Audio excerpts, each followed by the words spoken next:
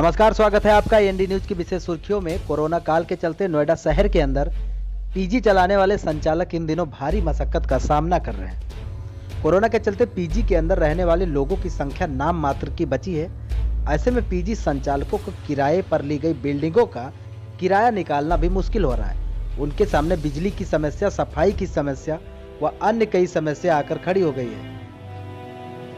PG house owners welfare association के अध्यक्ष विशेष त्यागी ने बताया कि नोएडा शहर के अंदर तकरीबन 5000 पीजी हाउस हैं और इन पीजी हाउस में बड़ी तादाद में लोगों को रोजगार भी मिल रहा है। ऐसे में कामकाज एकदम ठप है। ऊपर से अब व्यापार करने के लिए तमाम तरीके की परेशानी झेलनी पड़ रही है। शासन प्रशासन को हमारी समस्या को गंभीरता से लेकर पीजी संचालकों के लिए कुछ राहत भरा कदम उठाने की जरूरत है, ताकि हम लोग भी शहर के अंदर अपना गुजर बसर कर सकें। अभी देखने को लॉकडाउन से पहले तो हम लोग सब कुछ नॉर्मल चल रहा था। लॉकडाउन से पहले, लॉकडाउन के बाद में क्या हुआ है कि एक तो हमें विद्युत विभाग से परेशानी हो रही है कि हमारे बिल एक एस्टिमेट टाइप बिल आ रहे हैं जो ज़बरदस्ती ये हमारे से ले रहे हैं। हम कह रहे हैं पार्ट पेमेंट के लिए, पार्ट पेमेंट को भी तैयार नहीं है, जिससे कि हमारे पूरे पीजी को परेशान, पीजी संचालक भाइयों को परेशानी हो रही है। तो हम सबसे बड़ी परेशानी तो विद्युत विभाग से है कि हमारे जितने लॉकडाउन नहीं खुलता है, बच्चे कंपनियों में नहीं आते हैं या कॉलेजों में नहीं आते हैं, तो हमारे से पार्ट पेमेंट ले जाए। हम बिजली बिल देने के लिए मना नहीं कर रहे, लेकिन हमें उसमें रियायत दी जाए, पार्ट पेमेंट ये ली जाए। दूसरी चीज़ जो आज की डेट में हमारे सामने समस्या खड़ी है कि सभी मोस्टली जितने भी हमारे पीजी हैं, नोएडा के अंदर 5000 के आसपास पीजी हैं। सभी पीजी में किसी में 2 बच्चे रुक रहे हैं, कभी किसी में 3 बच्चे रुक रहे हैं, किसी में इससे ज़्यादा बच्चे नहीं है, ज़्यादा से ज़्यादा 5-6 बच्चे होंगे। तो उन बच्चों के लिए भी हमें उतनी ही स्टाफ चाहिए, स्टाफ की सैलरी भी निकालनी है। तो या तो प्राधिकरण या हमें किसी तरह से सरकार की तरफ से, अपनी यूपी सरकार की तरफ से मदद मिले, ताकि हम उस तरह की अपने इस रोज़गार को मतलब एक बड़ा रोज़गार का रूप दे लें। तो आज की ना तो हम रोज़गार ही चला पा रहे हैं, ना ही हम अपना काम है। दूसरी चीज़ ये आती है कि हम लोगों के पास में किराए की बिल्डिंग है। किराए की बिल्डिंग का होने के मकान मालिकों ने पहले तो शुरू में मान लिया कि भाई चलो 50% या माफ़ भी किया है बहुतों ने, लेकिन अब वो किराए के लिए नहीं मान रहे हैं। अब जब तक मतलब एक तरह से आप ये मान के चलो, जब तक ये लॉकडाउन पूरी तरह से नहीं खुल जाता, कॉलेज नहीं खुल जाता, ये कंपनियां नहीं खुल जाती, तब तक हमें किरायों में भी हमारे मकान मालिकों से रियायत मिलनी चाहिए और ये शासन स्तर पर ही होना चाहिए। हम कुछ पार्ट देने को फिर भी तैयार हैं, भाई 20% 25% हम देने को तैयार, क्योंकि उनकी परिवार भी इसी से चल रहा है, हम उसके लिए भी तैयार हैं। लेकिन हम लड़ना नहीं चाहते।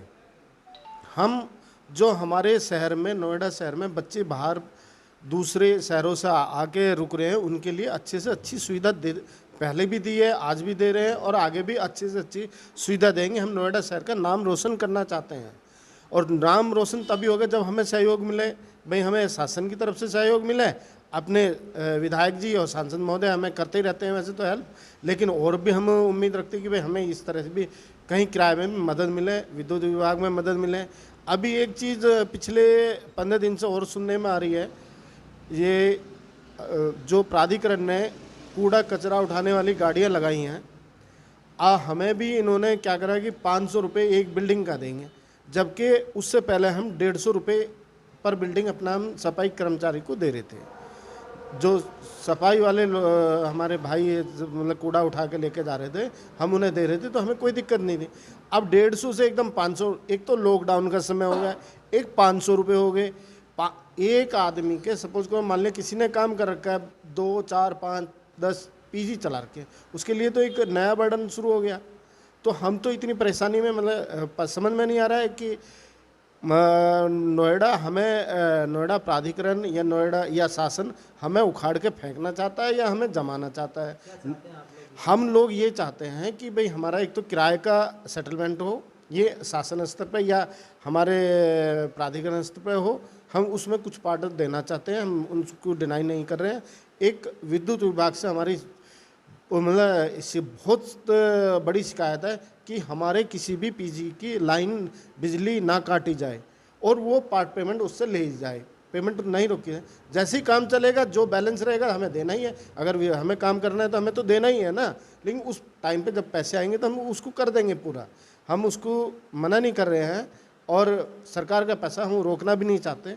लेकिन आज की स्थिति को देखते हुए हमें भी रियायत मिलनी चाहिए। अब 1 तारीख से लॉकडाउन को पूर्णतः खोल दिया जाए ताकि कंपनियों को भी बड़ी बड़ी कंपनियों को भी आदेशित किया जाए कि ये अपनी फुल ऑक्यूपेंसी रखें। अभी क्या है कि 30% है, 30% में तो जो लोकल बच्चे हैं वही आ रहे हैं, बाहर का कोई आ नहीं रहा है। जब बाहर का कोई नहीं आ रहा तो हमारे पास भी बच्चे नहीं आ रहे। अब कंपनियों के पास में रेहड़ी पटरी वाले भी लगे हुए हैं, वे बेचारे बेरोजगार हो गए, हम भी बेरोजगार हैं। तो रोजगार देने का हमारी योगी सरकार भी भाई सभी को रोजगार दे रही है, तो हमें इससे अलग क्यों रखा जा रहा है? क्या हम उत्तर प्रदेश के निवासी नहीं हैं?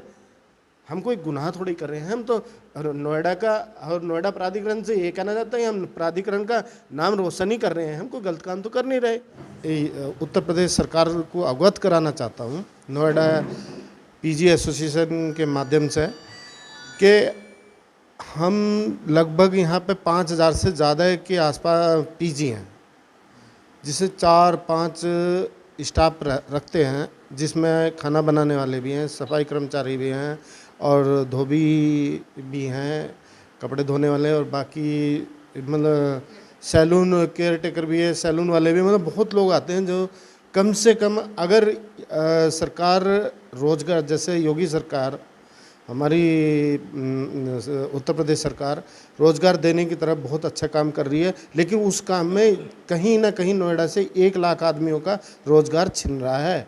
ये मैं सरकार को अवगत कराना चाहता हूँ कि 1 लाख जो जिसमें केयर टेकर हो गए, हर खाना बनाने वाले हो गए, और जी कपड़े धोने वाले हो गए, सफाई कर्मचारी हो गए, मतलब इस तरह से आप लगा लो एक पीजी से 4-5 का लगा लो, मतलब इस तादाद लगा के 1 लाख से ऊपर बैठती है। 1 लाख लोगों को हम सरकार के किस नीति पे, एक नीति गलत हो रही है कि आज सब कुछ लगभग नॉर्मल हम कैसे करेंगे। हमें सरकार ने सारी चीज़ गाइडलाइन एक दे दी है, सोशल डिस्टेंस देना है, मास्क का प्रयोग करना है, हाथ धोने की, तो हम वो तरीका, जीने का तरीका सीख गए हैं कि हम कैसे सुविधा के हिसाब से रह सकते हैं।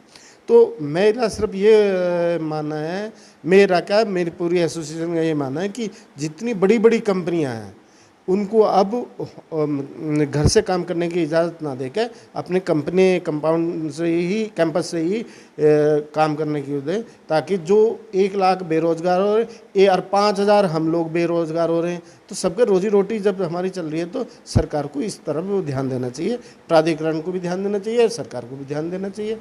नहीं तो 1 लाख लोग बेचारे, जिनका हम भी उन्हीं में गिनती है, हम लोगों की भी जीविका कैसे काम चलेगा। तो मेरी तो सिर्फ यही प्रार्थना है सरकार से भी, अपने विधायक महोदय से भी और सांसद महोदय से भी, इस तरफ नोएडा की तरफ ध्यान दिया जाए, क्योंकि यहाँ पे ये एक तरह से क्या इंडस्ट्रियल हब है और इंस्टीट्यूशनल भी ये पूरा हब है। ये यहाँ जो बच्चे घर से काम करना चाहिए, इनको सबको बुला के अब कंपनियों से काम देना, क्योंकि वो चीज़ हम सीख गए हैं, बच्चे भी सीख गए कैसे बाहर कैसे रहा जाता है। हम देखिए, मैं आपको एक चीज़ और बताना चाहता हूँ, हमारे पास में 3 बच्चे रहे, 4 बच्चे रहे या 5 बच्चे रहे, और जब लॉकडाउन बिल्कुल बंद हो गया था, एकदम से हो गया था, जब तो पूरी वो थे बच्चे रह रहे थे, मार्च अप्रैल मई में 2 महीने के लगभग, तो मतलब 50% हमारे पास बच्चे रह रहे थे। हमारे यहाँ किसी भी पीजी में किसी भी बच्चे को कोरोना नहीं हुआ। हम किस सावधानी का, अपने सैनिटाइजर वगैरह सारी सुविधा, कितनी सफाई का हमने ध्यान रखा, और सिर्फ इसलिए कि कहीं नोएडा में पीजी का नाम बदनाम ना हो। उस टाइम से लेके अब तक हम इतनी परेशानियां झेल चुके हैं, क्योंकि हम पीजी चलाते हैं इस वजह से, क्योंकि अब बच्चे बिल्कुल नहीं आ रहे हैं और जो ऑनर हैं वो रेंट पे मानने के लिए तैयार नहीं है। इवन किसी ने लॉकडाउन में भी रेंट आधा भी नहीं किया है, अभी तक फुल ले रहे हैं, ठीक है, रेंट पूरा जा रहा है, सारे खर्चे पूरे जा रहे हैं, लेकिन बच्चे हमारे पास है नहीं, बिजनेस हमारे पास है नहीं, तो हम उसको कैसे आगे बढ़ाएं? नहीं बढ़ा सकते ना उस चीज़ के लिए। बाकी अब ये नई समस्या आ गई है कूड़े के लिए, अभी तक तो वो भी नहीं था। पैसे मतलब हर तरीके से सरकार हो गई या प्रशासन हो गया, जो भी है, लेने के लिए हर तरीके से हमारे ऊपर प्रेशराइज कर रहे हैं, लेकिन कोई हमें कोई सोल्यूशन नहीं दे रहे हैं, कोई मदद नहीं मिल रही किसी भी तरीके से। अब कूड़े का आ गया है कि भाई आपको 500 रुपये हर महीना देना है, ठीक है। अभी तक तो वो भी प्रॉब्लम नहीं थी, अब अचानक से दे भी दिया है और ये कोई नोटिस भी नहीं आया है हमारे पास कि पिछले साल का भी लेंगे। वो हमें पूरा 19 से लेके 2019 से 2020 दोनों सालों का मांग रहे हैं वो, ठीक है। और कोई नोटिस तो आया, हमें कुछ पता तो चले इस चीज़ का कि भाई आपको देना है। ये एक चीज़ हो गई। पर मंथ उन्होंने 500 रुपये कर दिया है। अब 500 रुपये महीना इस टाइम पे, जबकि हमारे पास कोई बिजनेस ही नहीं है, हम अपना ही निकालना बहुत मुश्किल हो रहा है। पर मंथ हमारे लिए तो बहुत ज़्यादा है ये, ठीक है। तो हम नहीं पे कर पाएंगे। तो उसके लिए भी हम चाहते हैं कि प्रशासन हमारी थोड़ी सी मदद करे, वो भी एक कोई कम कर दें, चाहे 150 कर दें, जितना पहले लेते थे उतना ले लें। हम नहीं चाहते कि बिल्कुल ही ना लें, उनका भी अपना काम है, वो भी अपना एक मेंटेन करके रखेंगे इस चीज़ को। लेकिन जो पहले जाता था उतना तो कम से कम लें, 500 तो हम नहीं दे पाएंगे। एक्चुअली अभी जब से ये पैंडेमिक सिचुएशन आई है मार्च से, तब तक तो सब कुछ नॉर्मल ही था। बट जब मार्च में पैंडेमिक आया, कोरोना आया, किसी ने एक्सपेक्ट नहीं किया था कि ये सिचुएशन हो सकती है और इस लिमिट तक लोग डेबिट में जा सकते हैं, लॉस बेयर करेंगे। तो उस सिचुएशन में हम लोगों ने जो फेस किया है इशू, वो ये है कि एक तो हम लोगों ने जो लैंडलॉर्ड्स हैं जिनको हम रेंट पे करते हैं, वो हम लोगों को कोई कंसेशन नहीं मिला, उसमें कुछ हम लोगों को कम नहीं किया गया। एंड उधर उसके बाद जो भी टेनेंट्स रह रहे थे, चाहे वो स्टूडेंट्स हो चाहे वो वर्किंग हो, सबको अपना हेल्थ ज़्यादा इम्पॉर्टेंट है और वो ऑब्वियस है। वो लोग चले गए और हमारे पास टेनेंट्स नहीं रहे। एंड उनके साथ साथ हमें उन लोगों को हर चीज़ प्रोवाइड करना, पैंडेमिक सिचुएशन में हमें उनको फूड प्रोवाइड करने से लेकर के हर चीज़ हमने बहुत एक्सपेंसिव रेट्स पे लेकर भी वो चीज़ मैनेज की है। बट उसके लिए हमें कोई सपोर्ट नहीं मिला, ना ही इलेक्ट्रिसिटी डिपार्टमेंट की साइड से, ना ही कहीं और से। हमारा जो हम पे करते हैं इलेक्ट्रिसिटी, वो फिक्स डिमांड हमारा आता ही है। टेनेंट्स नहीं हैं, उसके बाद भी हमारा जो रेंट है वो भी हमारे ऊपर ड्यू होता गया, जो भी हमारी सेविंग से अपने उससे कैसे ना कैसे मैनेज किया।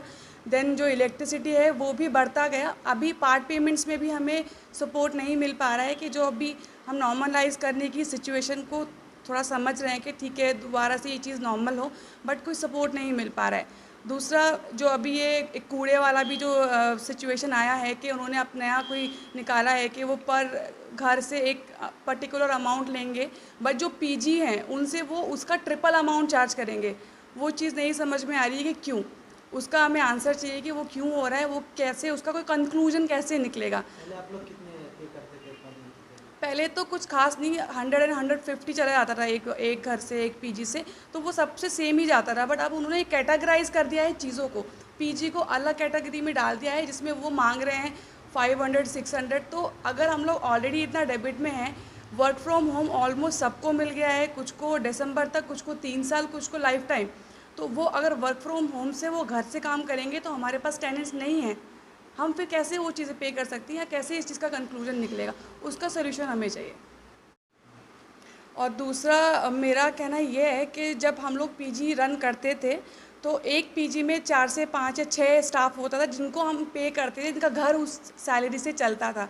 अब जब पीजी बंद होने लग गए हैं तो उनकी सैलरीज, उनका रोज़गार बंद हो चुका है, वो लोग इतना परेशान हैं। तो ये चीज़ सबको अंडरस्टैंड करनी पड़ेगी कि ये चीज़ होने से सबको कितना प्रॉब्लम हो रहा है। जिनके घरों का खाना हम इन सैलरी से, इन टेनेंट्स की वजह से चलता था, हमारा सारा खर्चा उनसे चलता था, बाकी सारी चीज़ें उनसे होती थी, तो हम लोग कैसे उस चीज़ पे पहुँचे या कैसे हम उस चीज़ को रिलीव।